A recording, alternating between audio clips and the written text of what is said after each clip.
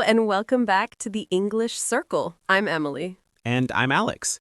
Today, we're talking about something that confuses almost every English learner, and honestly, even native speakers struggle with it. The difference between small talk and oversharing. That moment when someone asks, "How are you?" and you're not sure if they actually want to know. Is it just a greeting? Should you say, "Fine, thanks," and move on? Or can you really tell them about your terrible morning, your headache, and your fight with your roommate? Oh, I've been on both sides. I've had people tell me their entire medical history when I just meant hello, and I've also been the one who overshared because I was nervous and didn't know when to stop. Today, we're going to demystify this gray area. You'll learn the unwritten rules of small talk, how to read social cues, and most importantly, how to navigate that tricky middle ground between polite and too personal. Because nobody wants to be the person who trauma dumps at a coffee break, but nobody wants to seem cold and unfriendly either. Let's find that balance. Alex, let's start with the basics. Why do we even have small talk? Why not just get straight to business? To be polite, to break the ice, to show we're friendly. Exactly. Small talk is social glue. It's how we acknowledge each other's humanity before diving into deeper topics. It's a way of saying, "I see you, I respect you, and I'm not a threat." So it's not really about the information, it's about the connection. Perfectly said. When someone asks, "How are you?" in passing, they're not usually asking for a health report. They're offering a social greeting. The expected response is short, positive, and returns the gesture. To understand boundaries, imagine a spectrum with 3 zones: safe zone, gray zone, and private zone. I love visuals. Let's map it out. Zone 1, safe zone. Topics that are almost always appropriate. Weather, weekend plans, compliments, work-related light topics, neutral observations. Zone 2, gray zone. Topics that depend on context, relationship, and setting. Health updates, mild personal challenges, opinions on non-controversial topics, future hopes. Zone 3, private zone. Topics to avoid unless you're very close. Finances, relationship problems, detailed health issues, politics, religion, trauma, gossip. So the gray zone is where most mistakes happen because it's not clearly right or wrong. Exactly. And navigating it requires reading the room. To help you decide what to share and when, use the boundary framework. It's a checklist before you speak. B.O.U.N.D.A.R.Y. Perfect for this. B. Before you speak, pause. Ask yourself, is this the right moment? O. Observe the context. Where are you? Work, party, coffee shop, funeral? U. Understand your relationship. How well do you know this person? N. Notice their cues. Are they engaged, looking away, checking their phone? D. Decide on depth. Is this a 10-second or 10-minute answer? A. Assess risk. Could this topic make anyone uncomfortable? R. Read the room. What's the general mood? Y. Your turn. Only then decide what to share. This is like a mental pause button, so helpful. Let's tackle the most common small talk trap. How are you? In many English-speaking cultures, this is often just a greeting, not a genuine question. Wait, so when someone asks, "How are you?" they don't want to know how I am? It depends on context. Let's break it down. Scenario A, passing in the hallway. Colleague, "Hey, how are you?" Keeps walking. Appropriate response, "Good, thanks. You?" Or, "Doing well. How about you?" Inappropriate, stopping them to explain your back pain. Scenario B, sitting down for coffee. Friend, "So, how are you, really?" Slower, eye contact, sitting. Appropriate, you can share a bit more.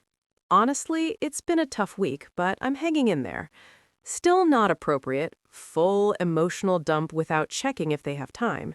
So the key is reading the situation. Speed, eye contact, and setting tell you everything. Here's a simple guideline for small talk responses, the 3-second rule. What's that? In casual small talk, your answer should take about 3 seconds to deliver. That's usually 5 to 10 words. Examples, "Good, thanks. You?" "Doing well. Busy week."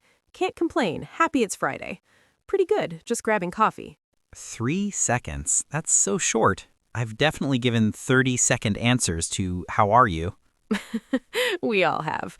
The point is, short answers keep the conversation light and give the other person space to either move on or dig deeper. So, how do you know when it's safe to share more? Look for these green flags. Tell me. They ask a follow-up question. No, really, how are you? Or, how was your weekend, honestly? They share something personal first. If they open up, it's often permission for you to do the same. You're in a private setting, one-on-one coffee versus crowded elevator. You have time. If you're both sitting down with nowhere to go, deeper conversation is possible. They mirror your energy. If you share a little and they lean in, that's a good sign. So I let them lead into deeper waters. I don't jump in first. And here are red flags that say, keep it light. Important. They're walking away. If they're already moving, your answer should be short. They're checking their phone or watch. They're not fully present. It's a group setting. Private topics in groups can make everyone uncomfortable. They give short, closed answers. If you ask them a question and they say, fine, and nothing else, they're not inviting more. It's the first few minutes of a professional meeting. Save personal news for later. They seem rushed or distracted. Read their body language. This is so practical. I've definitely missed these signals before. Let's practice. You're in the office kitchen making tea. A colleague walks in. Okay. Hey, Alex, how's it going? Pretty good, thanks. Just grabbing some tea before the next meeting. You? Same. Busy morning. Hey, are you free for lunch later? Yeah, that'd be great. What time? 12:30? Perfect. See you then. Perfect. You kept it light, returned to the question, and the conversation naturally moved to making plans. Now, a closer relationship. A friend sits down with you and says, hey, Alex, how are you really? You seemed a bit off in the meeting. Thanks for asking. Honestly, it's been a rough week. My grandmother is sick, so I've been a bit distracted. Oh, no. I'm so sorry to hear that. Do you want to talk about it? I might take you up on that. Maybe after work? Thanks for checking in. Beautiful. You shared honestly, but didn't dump everything at once. You left the door open for later. Now a tricky one. Networking. You meet someone new who could be important for your career. This is where I get nervous and overshare. Let's practice. New contact. Hi, I'm Sarah. Nice to meet you. How are you enjoying the conference? Hi, Sarah. I'm Alex. Great to meet you too. The conference has been fantastic. I especially loved the morning session on remote work. What about you? Oh, I missed that one. Was it good? Really insightful. They talked about maintaining team culture across time zones. Is that something your company deals with? Perfect. You kept it professional, showed interest, and turned it back to them. No oversharing, just connection.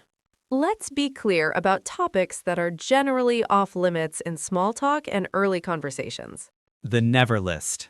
Money, salary, how much things cost, debt, financial struggles. Health, detailed medical issues, surgeries, symptoms. Relationships, marriage problems, dating drama, complaints about partners. Politics and religion, unless you're certain of shared views. Negative gossip, talking badly about others. Trauma, deeply personal, painful experiences. Complaints about work, especially in professional settings. Physical appearance, comments about others' bodies. That's a good list. I've definitely heard people discuss surgeries at dinner parties. So awkward. But what if you do overshare? It happens to everyone. Here's how to recover gracefully. I need this. Option 1, lightly acknowledge and redirect. Anyway, that's way more than you needed to know. Sorry, I'll stop there. So, how about that weather? Option 2, apologize briefly and move on. Sorry, I'm clearly in overshare mode today.